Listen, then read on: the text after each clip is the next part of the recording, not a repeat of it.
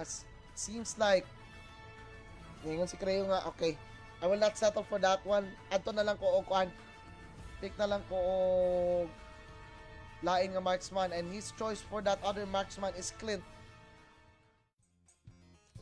So everything is set and put into motion na, ladies and gentlemen, as we are only gonna be waiting for the players to be on board diri sa ato ang panagdula karon sa Super Tournament match number 3.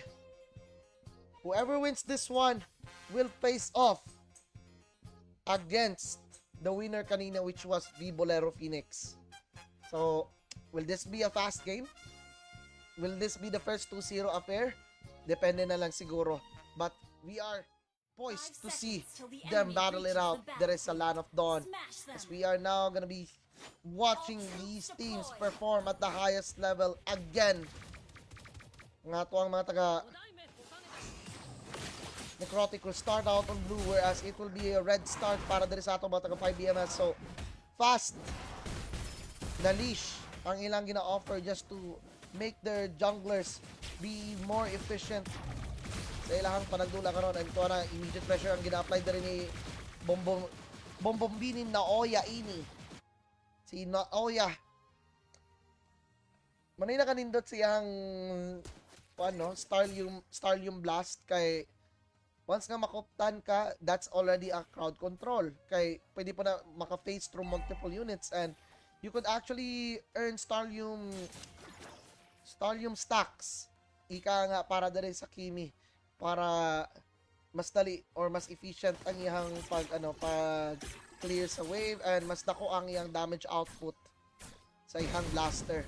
Meanwhile, on the bottom side, Anilove and Simple are still battling it out.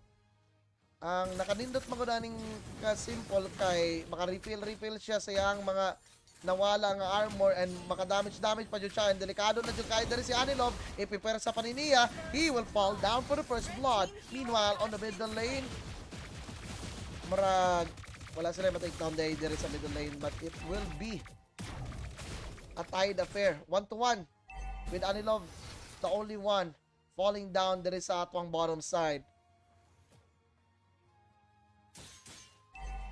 So makita nato nga instead of allowing themselves to be put in a difficult situation, tuwa na nag-commit na sila with the last insanity, and immediately Naoya will say goodbye to his name. Medyo risky to nga play para dito kay Kuana. Naoya nga nag-overextend siya taman, as it will be a turtle slain para diri sa atong mga taga 5BMS. Immediately they will be resetting, and punta dahil si Zin sa iyahang blue buff para makamatch siya o laing nga tempo. So the pressure is on. So right now, Pillow will start things off diri sa atong top side. Creo will immediately use his flicker out, not realizing nga walay ultimate pa ang chip ni Pillow. With this information in hand, makita nato na mulabaw gamay ang ato mga taga 5BMS og around 200 gold lead or around 200 gold, but still gamay ra mo kung kain ang labaw god. Di mo jud kain na ninyo ma-exhaust og tarong once nga yun ana nga senaryo ang inyong atubangon. Meanwhile, si Naoya and si Pillow will be the ones to take charge of whatever it is that they have. And Creo, meanwhile, there is ato ang top side, medyo delikado, although this could be the end of Naoya ini, as he will be blasted and not given a single chance at all to retaliate or whatsoever. So they're limiting the production of Blitz this time. Murag nabasa dyan nila ang dula ni Blitz, and they want to make sure nga dili dito tayo maka-impact si Blitz in the earlier stages, as Tiraga armor has burn out para dire kay Simple, but it will also be an opportunity para dire dito sa ato ang top side, as murag tal open naman day tuod sila. Here we do have it, Blitz finally securing his first 2 kills in this match. But on the bottom end, naku po, Anilove, murag na outplay yun siya ni Simple, because sakit mapugod kaayo ni nga kuan god nga hero, if I'm not mistaken. Sakit yung kaayo ang true damage gikan kang Simple Basta magkalayo-kalayo ra siya. Manang as much as possible, likayan yun ninyo nga masunog mo sa kalayo na simple as you'll be putting yourself a lot of trouble, especially right now nga pwede siya mag-commit ng last insanity and murag nasunog na dito si Pillow. He will be the primary target ni Simple and just like that he will evaporate and to ano po ng only combination play nga ginapull out nila ni Ses and the rest of 5 BMS are rolling towards this victory against the Necrotic Esports. Drafting wise, alkansi ang atong Necrotic Esports because they have to rely more on funneling blitz, especially kay siya mo'y murag masilbing secondary engager aside from Pillow who's actually using this chip. But now they are attempting to create an opportunity for them there sa atong bottom side. Great ultimate from Simple and then the dash out. So muna yung nakalindot basta naka-export ka, no? Naka-moment of invulnerability. But Ses entered the portal unknowingly. Siya kay Bao nga naapaday tao dito. But maybe this is the time in which they will be able to take down Simple and that alone is a huge momentum shift para dire sa atong mga Necrotic Esports. Meanwhile, on the top side, delikado si Tilton Leo as he gets blasted by Creo and Zen. However, na naman po dire si Naoya.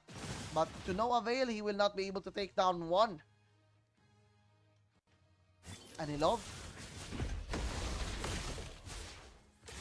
Sigurado na nga mo ano sila, mo commit na sila ani nga mga engages. But I think this would probably be in the shorter end of everything that we are actually seeing. So far, so good ang funny performance na rin ni Tilted Leo because of the way nga he moves around, or not necessarily Tilted Leo sorry. Ang performance na rin ni Creo kay every time nga na mo dalaw sa iya makapitalize o matake advantage yun nila. Just like that, the turtle has already been slain and Pillow will also fall down on that occasion. So Blitz mamana, walay na igo pero tuwa na Blade Surge kasama sa pagka-Soul Saver and Blitz finally gets his other kill. Make it a double para din kay Blitz. Padayon nagyapan niya pag Blade Surge dito sa likod but Loy will finally shut him down. Blitz jud lagi ang magdala sa ilang dula. Si Blitz jud ang pinaka-reliable nga carry ani nila as they will be the one to receive some defending or do some defending later on kay makita nato nga medyo nakakakuha na og saktong itemization sa atong mga teams as what you could actually see right now. Fleeting time first item ganit din ni Pillow. Wala siya get underbelt or the dominance. Fleeting time just to provide ultimate as fast as they could. Basta maka-open line ng shortcut mo na to.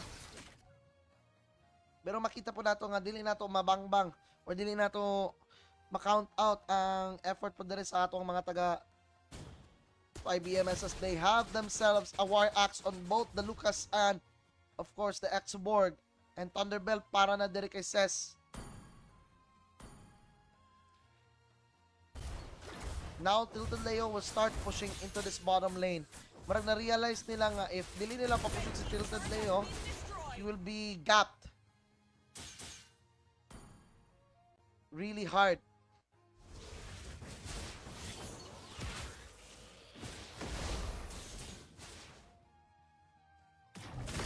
Lang tao na to kung unsay ilang capability ani kay this time ultimates are available for both teams except for Creo pero dali naman kayo cooldown ko na yung ultimate god. Murag sugdan ni Blitz knowing that naa siya simple level advantage or naa siya level advantage over the opposition nga si Zen. But how will they be able to spot things out in here? Feel na ako If gusto nyo nilang i-dive ni si Zin, that is possible as long as they'll be able to open the portal efficiently. But the last insanity was there, and they are prepared for the things that will come to them as Anilov will be the second one to fall para diri sa atong mga taga Necrotic Esports. Now, when will Tilted Leo come into action? Medyo ulahira nyo kayo yung pagka-speedy light wheel as nakadagan na dahin dito si Zen, but he is giving chase. The dash away to safety. Halaka na sa ilang kagalingong Tore, nagpabida-bida, but he will be able to execute Zen. Pillow, balik na gyapon dere. This time, the gravity field will also be there, but to anagin na pag-himong punching bag. Digto, si Pillow. Kung naay Pillow, naapoy mag-sleep well Aniron as it will be 5 BMS pushing with their advantage in hand. Ito na po, another fist crack. Ang sulayan dere ni Sess in order for him to be able to commit and his team nga makakuha jud og sakto nga posisyon. They are now gonna be able to take down the Lord. And at the same time, Tilted Leo will still push dire sa atuang bottom side.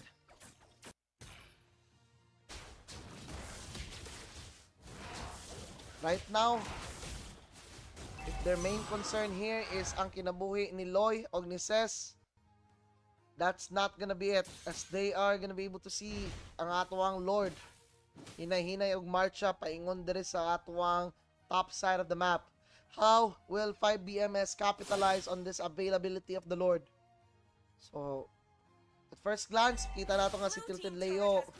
Marag ano rang, sakto-sakto ra nga hapakapak og blades, sakto-sakto nga hapakapak og shuriken diya. But it will be really hard, especially if si simple ra god mo'y pasagdaan. And this will be the exact moment in which create na sila og chances out of it. However, 5 BMS opted to not continue with the Lord push. And due to that, murag negative net profit sila sa ato nga pagsulay gamit ang Lord. So far, so good dragapon para sila. They have the lead as of the moment. But still, it's only down to 2.8k. As turrets have been falling left and right sa ilahang side. This time, if we look closely, kita nato nga medyo gahi na po dere ang X-board ni Simple. So dili na ni daling patayon, and not unless if they know how to burst him down pretty fast. But delikado ang kinabuhi dere ni Anilov as long as wala siya makalingkawas ato. As another kill will be logged in para dere sa side sa atuang mga taga 5 BMS.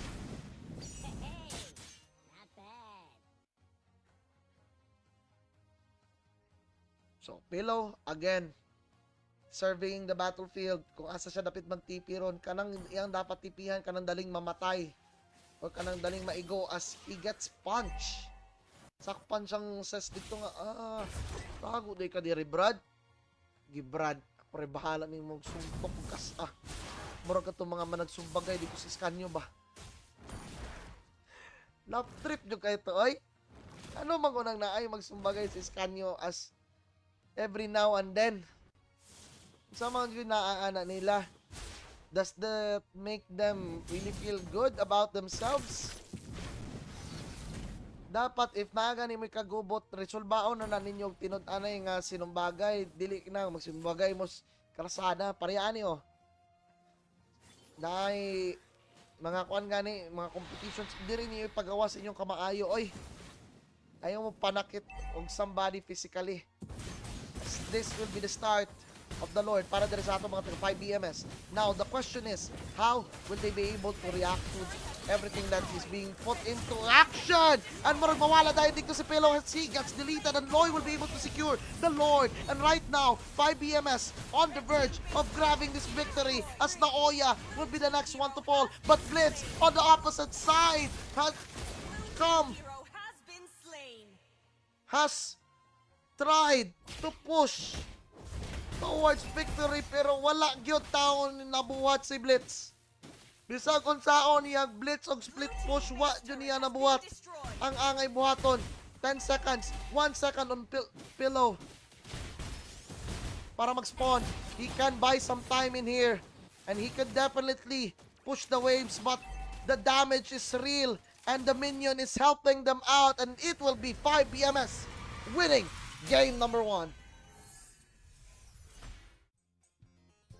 What a victory para sa atong mga taga 5 BMS, as they knew exactly how to play around the map, and that was the reason why they were able to grab the victory.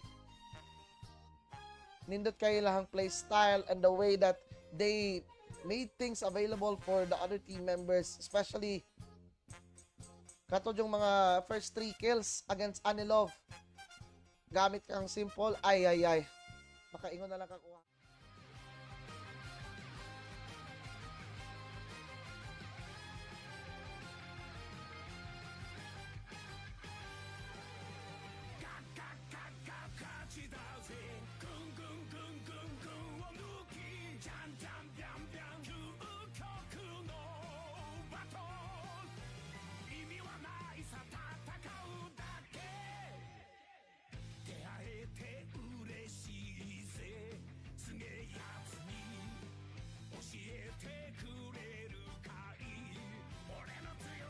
Oy, nanarita dere sa atong post-match victory.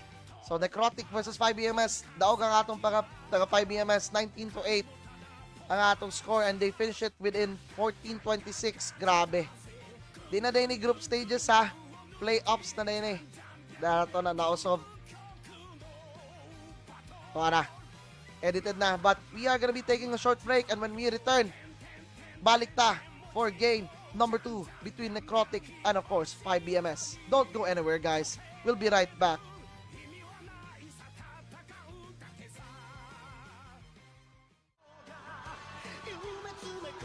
Because Simple could just simply put the yo-yo out and then eliminate the opposition. And now 5BMS is beefing themselves up with Alpha and of course the Iridal pick that would go well against the Harit, especially kung makakuha na og at least 2 items. So, what could be the next hero para dire sa ato Necrotic Esports? It's gonna be the Ling. Ling is the answer to their prayers. Because right now, kompleto na ang ato mga lineup sa ato mga players. Ulat na lang ta kung kanos sila sugod sa ato ang panagdula. As we are ato mga tang 5BMS are 1 game away from securing that semifinal slot against sa ato Vivo Lero Phoenix. Meanwhile, Necrotic still has another chance to extend this to a 3rd game. Kanang di ko ninyo tagaan og kaluoy nga puro game number 3 ang atong dulaon karon. And unsaon man ang luoy-luoy kung lami pod ang mga dula nga ato makita, as it will be 5BMS starting on the blue side, whereas it will be ang ato ang mga taga Necrotic on the red.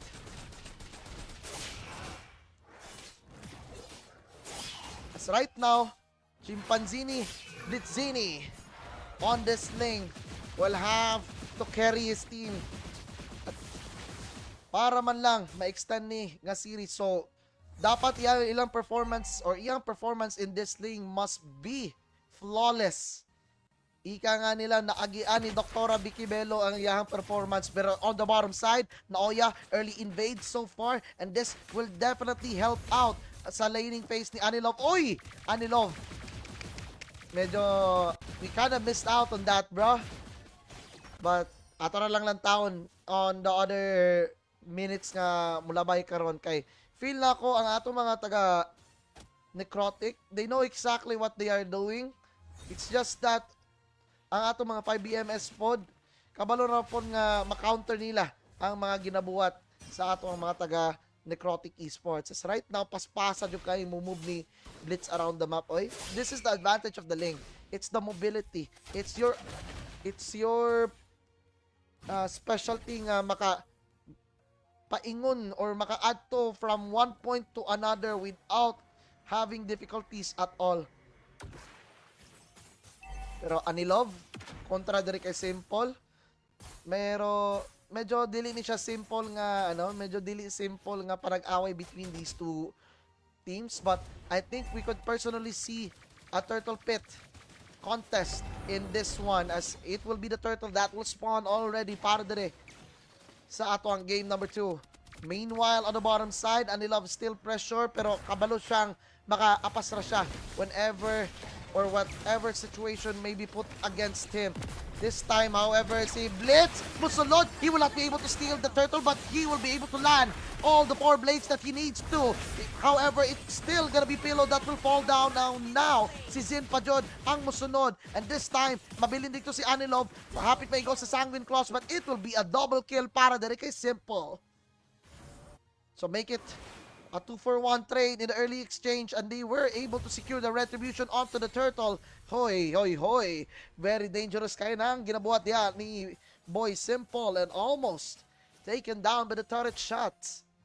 Still, ang atong mga Necrotic Esports are willing to sacrifice those early, maybe early skirmishes in the hopes of allowing Blitz to unlock his true potential later on. Kay level 6 na si Blitz dere.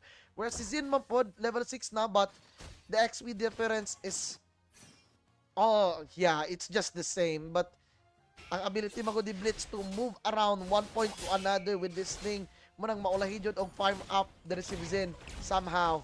But due to the fact nga they grabbed 2 kills initially in that first engage that they did have, so marang makakuha din siya o better experience advantages. We check their items karon.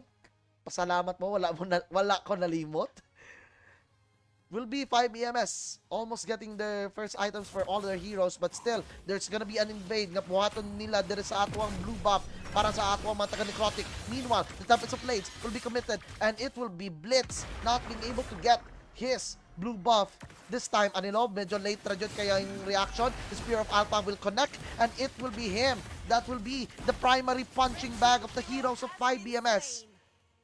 Nakapalag dito si Anilov. Meanwhile, on the top side, Leo will start things off with a push. Kaso, nagzaman force man dayon. And Creo activates his empowered crossbow. So wala na nato nakita sa pag-takedown dito si Pilaw. Kaya nabisig na paglantaw o pagmarites din sa may taas. But 4-1 in favor sa atong 5 BMS. They are poised to take a commanding 2-0 nga victory. Ani nga dula.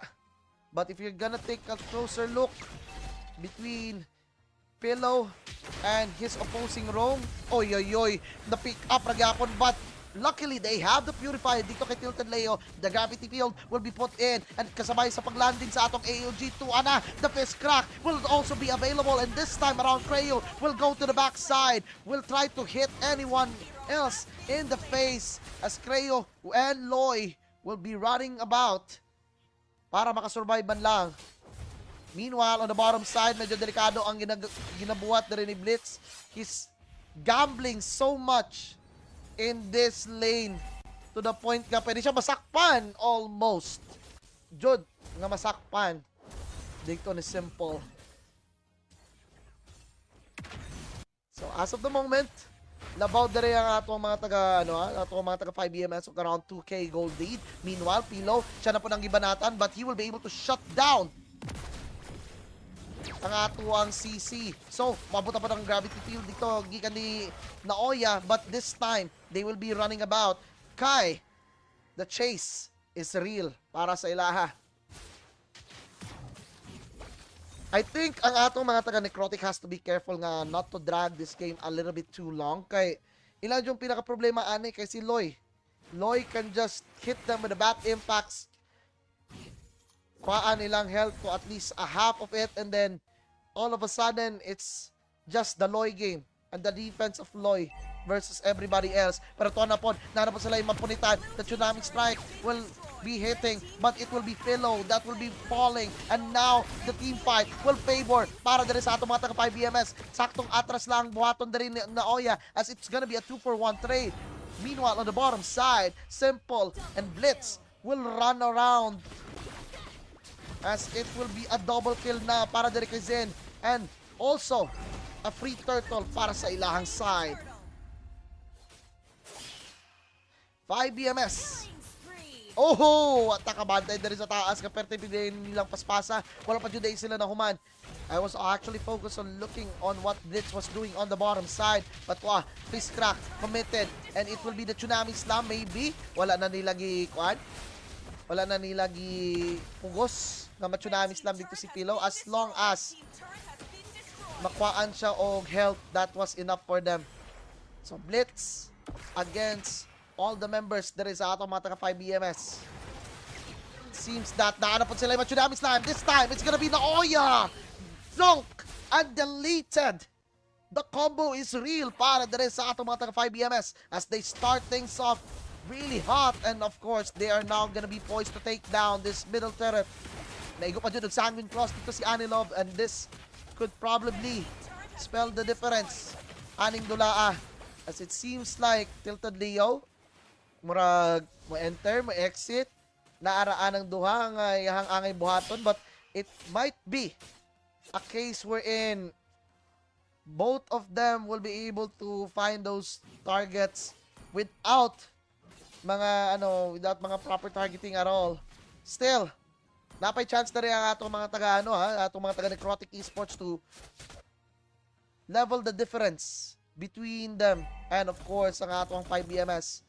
If they are able to just win at least one team fight, that's already huge for them. But if magpadayon na gyapon ang atong mga taga 5BMS nga mag hapak-hapak or kumbaga they'll just steamroll the opposition, murag di na kayo makabawi diri atong mga taga Necrotic, especially nga mahatagan nimog items diri ang atong kuan, ang atong Iridel, and that's gonna be the case after all nga sige silang makapitas with the Tsunami Slam nga gina-offer diri ni Ses. I think this is gonna be an easy battle para sa ilaha. Especially right now, napindutan na po nato diri ang sa may taas. Pero, item check again, just to see if what is the current state of the game so far para ani mga na nagdula karon. As we speak, murag makita dyan nato nga the item difference is noticeable. And what we could actually conclude from this scenario is that kaning mga taga 5BMS has a better fighting opportunity or team fighting opportunity compared to what the Necrotic has. Especially right now, if makapunit na po si Ses og lain, tuwa na po, Tsunami Slam into the pillow. Kaso nga lang, you will be able to flicker out to safety. Turret in the middle lane has been exploded. And maybe another pick off para the kay Ses. However, Sanguine Claws will not find its target. Still, standing tall. Nagyapo na nga itong Necrotic Esports despite being down this hard. And Blitz has been doing his job tremendously to create channels or avenues of opportunity para sa ilaha nga makapush despite the disadvantage that they do have. Right now, 5BMS starting to make it seems like ilaha dyan nga game. Ilaha ni nga series and they deserve to be in the semifinals. But on the other hand, ang atong mga taga Necrotic Esports, murag nakalitan sila sa dula sa 5BMS. 5BMS has been hitting them left and right or with those haymakers. Tanang klase nga punches are being thrown at the Necrotic Esports squad. Right now, oh no! Mapitas na po din si Blitz. Luckily, he has the ultimate and they will be able to survive in that preliminary engage. Nindot kayo og mga pick-off si Ses. Oy, every time nga naa siya makita nga hero, Iyan na nang i-grab, iyan ang i-tsunami slam as long as it will hit the target. Kaboom! It's as simple as it is para sa ilaha. And right now, the only option para diri sa ato mga taga Necrotic Esports is to split push. Kay possible jo kay na mag-split push sila because of the mobility of their lane.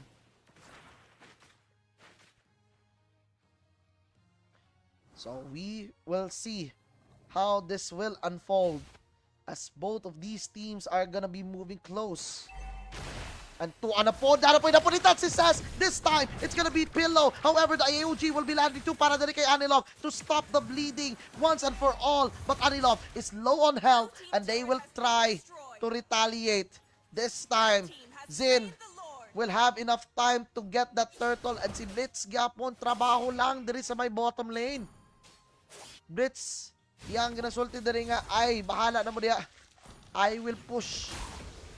I don't care about my blue buff. I just want to push. I just want to create pressure there sa bottom lane. Pivotal pickups are needed for both of these teams.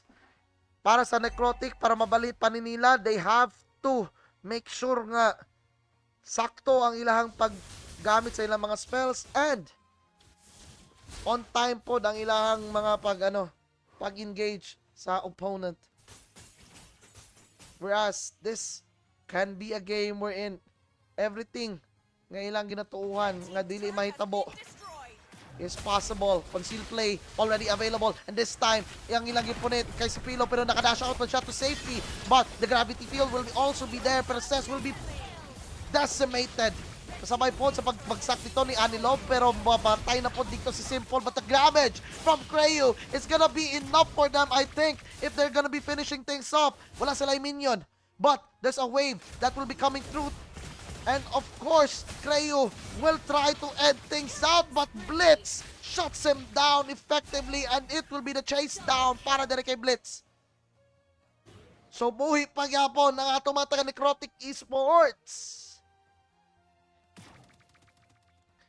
Necrotic having another lifeline to dial. This will give them enough breathing room para maka-push forward. Especially kay patay dire si Loy o si Creu. Now this is their chance. Pero mapunitan naman po digto si Naoya. Pero pertira gyapon gahian ng mga membro dire sa ato mga taga 5BMS even though if Naoya was hitting them really hard.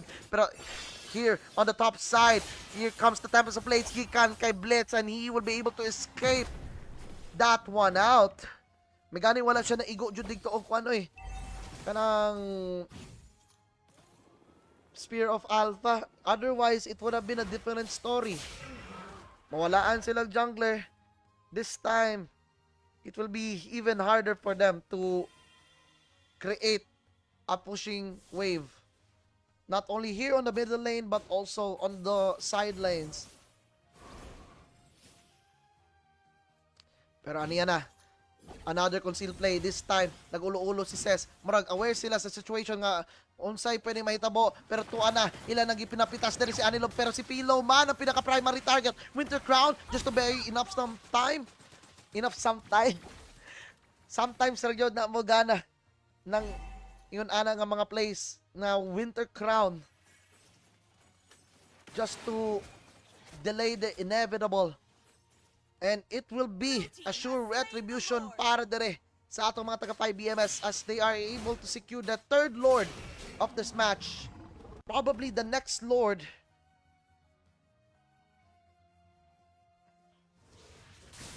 will be a Lord that will dictate everything for them.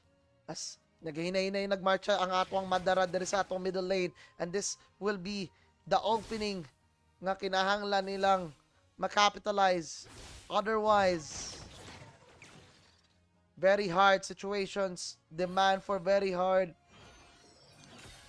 na mga defenses. And just like that, nanapon sila napunitan. This time, it's gonna be the Anilov. That will be the target of the Tsunami Slam. However, Blitz will enter the battlefield once again with the Tempest of Blades. He will try to take down Creo, but he gets knocked out instead. And Creo will be hitting the turret, will be ending this. And it seems like 5BMS is close to glory, but I am wrong!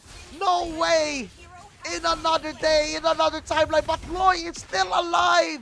How is he still alive? But Anilov will try to buy some time, but it will be over! 5BMS with an upset victory against Necrotic Esports. Victory! What a way to finish things off para dali sa atong mga taga 5BMS as they secured the third semifinal slot, and they will be facing off ang atuang other team, which is gonna be katong ni Daog kanina nga Vibolero Phoenix. But kudos pagrapon dito sa atuang mga taga sa atuang mga taga Necrotic Esports for doing such a tremendous job in this game. They laid everything to the point nga naglisod sila, but naglisod ang mga taga 5BMS, but it was still 5BMS that was able to pull out that victory, as we are now going to be able to see here. Kita dyan ninyo din nga, ay, nanapadiri si Jemuel. It's gonna be the 1 versus 9. The 1v9 combination play daw. Pero di dyan nato na mapungan, Jemuel, especially if the draft is not giving. 5BMS secure the 2-0 victory against Necrotic Esports. So, Kefla will win against Goku. Wala nahitabo tong final Kamehameha.